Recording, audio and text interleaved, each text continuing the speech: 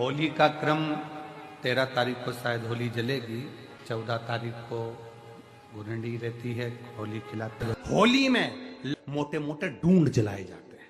डूंडा की राख तैयार होती है, उसका कालापन जो तैयार होता है उसको उठाकर ले आए और कपड़े में उसको छान कर राख तैयार कर 3-4 बार छानने के बाद उस भस्म को 12 बजे से 1 बजे के बीच में शिव जी को समर्पित कर देता है और उस भस्म को उठाकर उसमें घी मिलाकर मस्तक पर तिलक लगाकर चले जाता है। वो जिंदगी में कभी हार नहीं सकता, विजय ही पाकर आता है, उसकी कभी हार नहीं हो सकता।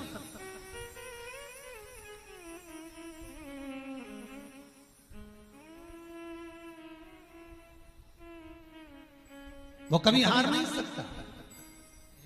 शिव महापुराण की कथा कहती है वो भस्म विजयता को प्रदान करती है। आपको किसी से नहीं कहना, किसी के हाथ नहीं जोड़ना, केवल वो भस्म का तिलक लगाकर जिससे आपका काम निकालना है उसके सामने पहुंच जाए, आपको सुख का अनुभव हो जाए, कार्य सिद्ध।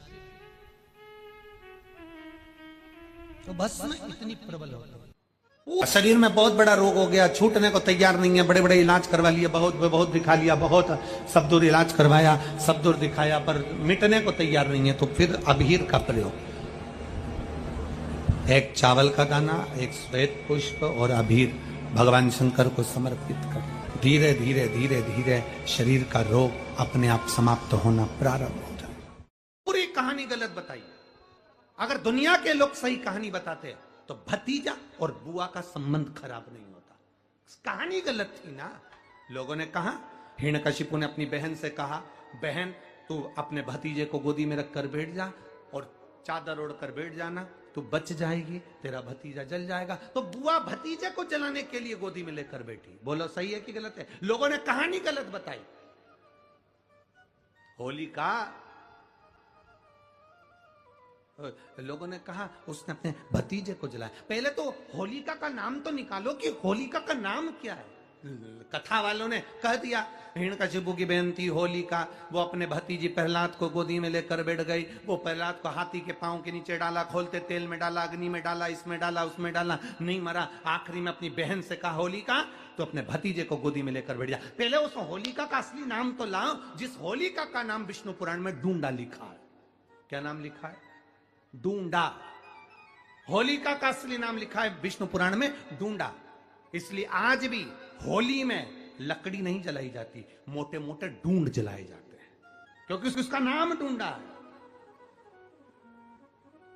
और डूंडा बैठी अग्नि में, भतीजे को गोदी में लेकर बैठ गई। उसके पास में एक ब्रह्मा जी की चादर थी, जिसको ओढ़ कर बैठ जाती थी तो आगी में जल नहीं सकती थी।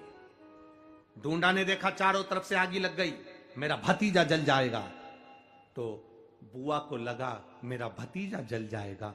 बुआ वो होती है जो दुआ देती है, बुआ कभी बद्दुआ नहीं देती है। और डूंडा ने अपनी चादर को उतारा, आगी चारों तरफ से लग गई। बुआ को लगा मेरा भतीजा जल जाएगा, तो अपनी चादर उतार कर अपने भतीजे पे डाल दी और बुआ खुद जल गई, पर अपने भतीजे को नहीं जलने दिया। ये कथा है, पर लोगों ने उसको पूरी पलट दिया, पूरा पलट दिया। बुआ कब जलाई अपने भतीजे को? होली का क्रम 13 तारीख को शायद होली जलेगी, 14 तारीख को गुरंडी रहती है, होली खिलाती है।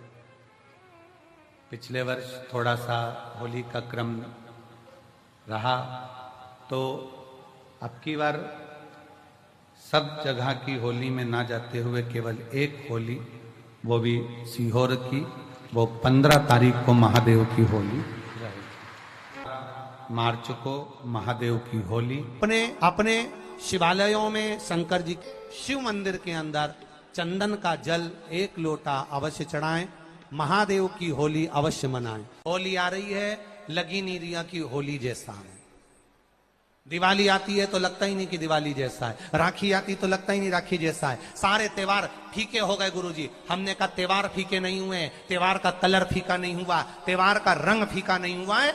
बस त्योहार वही है, गुलाल वही है, मिठाई वही है, गुजिया पपड़िया वही है, खुरमे चकरी वही है, पपड़िया वही है, गुजिया वही है, इंसान वही है, बस बाजार में से जो रौनक समाप्त नहीं हुई है, रौनक आपके भीतर की समाप्त हो गई। आपके भीतर इतनी ईर्ष्या भराती गई, इतनी ईर्ष्या भराती गई, इतनी ईर्ष्या भराती गई कि वो ईर्ष्या के कारण, उस अहंकार के कारण, उस अहम के कारण तुम एक दूसरे से मिलना पसंद नहीं कर पाते। पहले के लोग कहते थे हमारे यहाँ जब होली होती थी इतने लोग आते थे, मिलने जाते थे, गुलाल लेकर जाते थे। आजकल तो कोई दिखता नहीं है। कारण केवल इतना सा है, तुम्हारा अहंकार, तुम्हारा ईगो, तुम्हारा अभिमान तुम्हें अपने घर से बाहर नहीं निकालता। तुम घर से बाहर नहीं निकलते अपने अहंकार के कारण, अपनी काया के कारण, अपनी अभिमतता के कारण। आप दूसरे से मिलना पसंद नहीं करते। जरा सा कोई ने कलर लगाया तुम्हें क्रोध आ गया, जरा सा किसी ने गुलाल लगाया तुम्हें गुस्सा आ गया, जरा सा कोई आया भाभी जी भैया जी करके गुलाल लगा गया, तुम न न न न न न न न न न, कहां जाओ? इतने वीआईपी हो गए, इतने वीआईपी हो गए, इतने वीआईपी हो गए कि अपने त्योहारों से भी दूर हो गए। मेरा निवेदन है, होली का त्योहार आ रहा है, उस फागुन के त्योहार में मेरा देवाधिदेव महादेव माता पार्वती के साथ होली खेलता है, मेरा कृष्ण कन्हैया राधा रानी के साथ होली खेलता है। आप भी अपने इष्ट मित्रों के साथ होली खेलिए और दिल से खेलिए। अरे सीहोर में, सीहोर जिले में एक होली होती थी। उस होली का नाम हमने पिछली बार बदल दिया था। कौन सी होली कर दी थी? महादेव की होली। पिछली बार हमारे सीहोर जिले में हमेशा होती आई थी वो होली, थोड़ा उसका नाम हमने चेंज कर दिया था तो उसको महादेव की होली कर दिया था। मेरे सीहोर जिले के रहने वाले सभी रहवासियों से, जिले भर के निवासियों से निवेदन करना चाहूंगा, वो पुरानी होली को बंद कर महादेव की होली नाम दिया गया है। शिव मंदिर में जाना है, चंदन का जल शिव जी को 1 लोटा चढ़ाना। एक बात अपनी जिंदगी में उतार कर रखो, शंकर भगवान को घी का दिया भी लगाओ तो तुम्हारे घर में जो असली घी हो, थोड़ा सा भले 1 पत्ती लगाओ, भले इतनी सी बत्ती जलाओ, पर असली घी की जलाओ। शिव जी को अगर चंदन भी लगा रहे हो तो असली लगाओ। शंकर भगवान को चावल भी चढ़ा रहे हो तो असली चढ़ाओ। शंकर भगवान को अगर अष्टगंध भी चढ़ा रहे हो तो असली चढ़ाओ। केमिकल का कोई चीज मेरे महादेव को मत चढ़ाओ जिससे भगवान शिव की मूर्ति नष्ट हो। ऐसी कोई चीज मेरे महादेव को ना चढ़ाओ। अगर शंकर भगवान के साथ आप होली खेल रहे हो तो चंदन का पानी शंकर भगवान को चढ़ाइए, अष्टगंध का जल भगवान शिव को चढ़ाइए। तो करो तैयारी, आ रहा है त्रिपुंड धारी महादेव की होली। बड़े आनंद के साथ मेरा निवेदन, अपने शिवालयों में, शंकर जी के मंदिरों में, सीहोर जिले के प्रत्येक शिव मंदिर के अंदर चंदन का जल 1 लोटा अवश्य चढ़ाएं, महादेव की होली अवश्य मनाएं। और भाव के साथ 5 मंदिर हम भी जाएंगे, कोई जुलूस नहीं, कोई क्रम नहीं, बस बाबा को आराम से जल चढ़ाना ही एक नियम है और बाबा को जल चढ़ाएंगे। आप सब बड़े आनंद के साथ महादेव की होली का स्मरण करिए। महादेव की होली के दिन बेलपत्री की जड़ के नीचे जाकर प्रयास करा करो कि लाल चंदन का जल, लाल चंदन को घिसकर कलश में उस चंदन को डालकर जल भरकर उसको बेलपत्री की जड़ के नीचे सींचन करने का प्रयास करा करो। है कि धीरे धीरे कर कर वो दुख समाप्त होगा, वो दुख कटेगा ही। एक बहुत ध्यान देने वाली बात है कि अगर मान लो कि कहीं पैसा अटक गया है, नहीं आ रहा है, बहुत अथक प्रयास कर लिया, चंदन का जो जल होता है ये व्यक्ति के जीवन में जो धन कहीं रुक गया, अटक गया, नहीं दे रहा, बेलपत्री के वृक्ष के नीचे, जड़ के नीचे सींचन करने से वो प्राप्त होता है। अथर्ववेद में वर्णन किया गया कि पीपल के वृक्ष की जो जड़ होती है, बेलपत्री के वृक्ष की जो जड़ होती है और आंवले के वृक्ष की जो जड़ होती है, इसके नीचे स्वर्ग का निवास होता है। किसका निवास है? स्वर्ग का निवास। जहां पर ये वृक्ष होता है और उस वृक्ष के नीचे बैठकर हम जब किस जल का सींचन कर रहे हैं। जैसे अभी आपको कहा था कि जल में अगर लाल चंदन मिला हो और आप बेलपत्री के जड़ में सींचन कर रहे हैं तो लक्ष्मी की आवक बढ़ेगी। कहीं पैसा अपना अटक गया, नहीं आ रहा, आएगा। पीपल की जड़ में इत्र का जल, पीपल की जो जड़ होती है उसमें इत्र का पानी, थोड़ा सा जल उसमें थोड़ा सा इत्र का भाग हो महाराज, और आप भगवान पीपल देव, पीपलेश्वर महादेव का स्मरण कर कर पीपल की जड़ में अगर जल चढ़ा रहे हैं और मान लो शरीर में कोई कष्ट हो गया है, शरीर में कोई रोग हो गया है, कोई मालूम पड़े ये हाथ 4 दिन से दुख रहा है या 4 दिन से ये नस दब गई है या ये कमर दब रही है, तो आप 2-4 दिन कर देखो। कलश के अंदर जल, जल में इत्र का थोड़ा सा भाग, पीपल की जड़ के नीचे आप उसका सींचन करिए पीपलेश्वर महादेव के नाम से। उस जल को थोड़ा सा भाग लेकर आ जाओ उसी में से जो चढ़ाया है, और उस स्थान पर जहां कष्ट है उसको लगाना प्रारंभ करिए। 2 दिन 3 दिन कर देखो। प्रैक्टिकल करने में क्या जाता है, सियोर वाला महाराज झूठ बोल रहा हो तो। कभी कभी अगर ऐसा लगे जीवन में कि दुख बहुत ज्यादा आ गया है, बहुत तकलीफ आ गई है, तो लाल चंदन को घिसकर उस लाल चंदन का लेपन भगवान शंकर पर कर कर फिर पानी चढ़ाओ। अगर कोई संकट भारी है और निकट रहा, जैसे किसी नारी का गर्भ नहीं ठहर रहा, 15 साल हो गए, 20 साल हो गए, 25 साल, जैसे इसने लिखा एक माता ने कि 18 साल की बेटी हो गई थी पर संतान में पुत्र नहीं, तो उसने भाव से कथा सुनी। ऐसे आपके भीतर अगर 20 साल हो गए, 25 साल हो गए, 30 साल हो गए, संतान का सुख ही नहीं है, लाल चंदन का लेपन बाबा भोलेनाथ पर करना प्रारंभ करो। पीठिका पर लाल चंदन का लेपन करना प्रारंभ करो। लाल चंदन से बाबा का श्रृंगार करना प्रारंभ करो। एक बेलपत्री पर लाल चंदन, दोनों पत्ती नीचे वाली, जो नीचे की जो 2 पत्ती होती है इस पे लाल चंदन, और बीच वाली पत्ती पर पीला चंदन लगाकर बाबा के शिवलिंग को समर्पित करिए। बाबा से प्रार्थना करिए, रोज प्रार्थना करो। परंतु एक बात का स्मरण रहे, 25 साल हो गए, 20 साल हो गए, 30 साल हो गए, संतान नहीं, तो पहले जल से अभिषेक कराना, अभिषेक कराकर उस जल का आचमन करने के बाद हाथ को खासा करना, धोना, उसके बाद में फिर वापिस बाबा का स्नान कराओ, फिर चंदन का लेपन कराओ, फिर 1 लोटा जल चढ़ाकर बाबा का स्नान कराओ।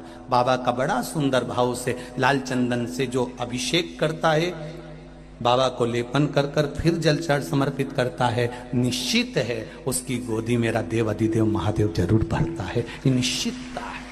हम तो बेटियों से भी कहते हैं, जिसका विवाह नहीं हो रहा हो, 25 साल, 30 साल, 27 साल, 28 साल, 32 साल, 40 साल हो गए हो, नहीं हो रहा हो बेटा बेटी का विवाह, उसे लाल चंदन का प्रयोग अशोक सुंदरी वाली जगह पर 7 बिंदी लाल चंदन की लगाकर 7 बेलपत्र 7 बिंदी पर रखिए, और महाराज अपनी कामना कर कर भगवान से आइए, बाबा देगा, करेगा, 3-4 महीने में विवाह पक्का करेगा। ये लाल चंदन की महत्वता है। शिव तत्व। रोग बढ़ गया, बेलपत्री के वृक्ष के नीचे दीप लगाना प्रारंभ करो। बाबा से विनती कर कर घी का दिया लगाइए बेलपत्र वृक्ष के नीचे, बाबा से निवेदन करिए, रोग निवारण।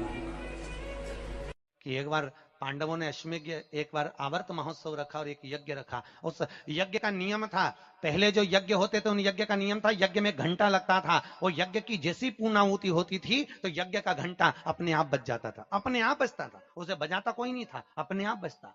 आज यज्ञ का घंटा नहीं बजा, तो युधिष्ठिर ने पंडितों से पूछा, ब्राह्मणों आपने यज्ञ करवाया पर ये यज्ञ का घंटा नहीं बजा। ब्राह्मणों ने कहा, हमने तो यज्ञ अच्छा करवाया पर घंटा क्यों नहीं बजा, समझ में नहीं आया।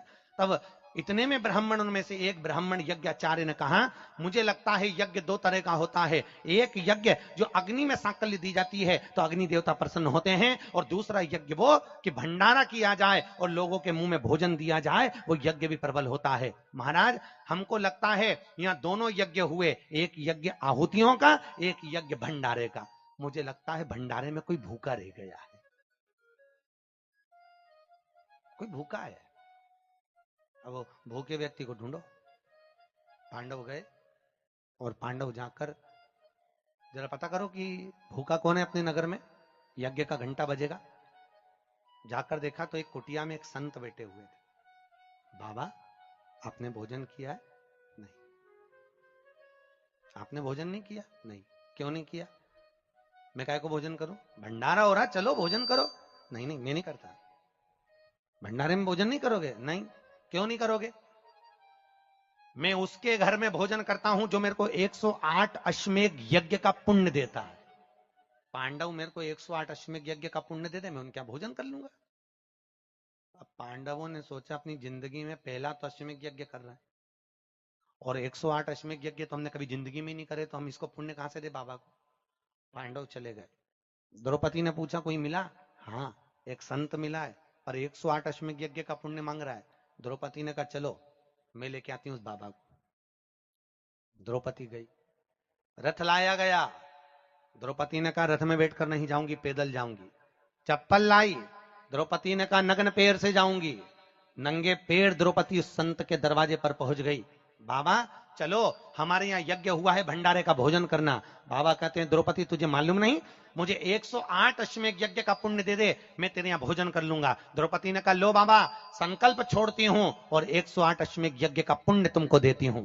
संत ने कहा द्रौपदी तेरे पति ने तो कभी पूरे यज्ञ नहीं करे, तूने कब कर लिए? द्रौपदी बोली बाबा मैंने सुना है मेरे कृष्ण के मुख से, जब कोई व्यक्ति अपने घर से निकलकर किसी संत के दरवाजे पर, किसी कथा के पंडाल में, किसी मंदिर पर, किसी तीर्थ में पैदल पैदल जाता है, जितने कदम चलकर जाता है उतने अश्वमेध यज्ञ वो अपने जीवन के कर लेता है महाराज, उतने अश्वमेध यज्ञ वो अपने जीवन के करता है। और द्रौपदी ने कहा बाबा मैं तुम्हारे दरवाजे पर चलकर आई हूं, 18,000 कदम मैं चलकर तेरे दरवाजे पर पहुंची हूं, उसमें से 108 अश्वमेध यज्ञ तुमको देती हूं।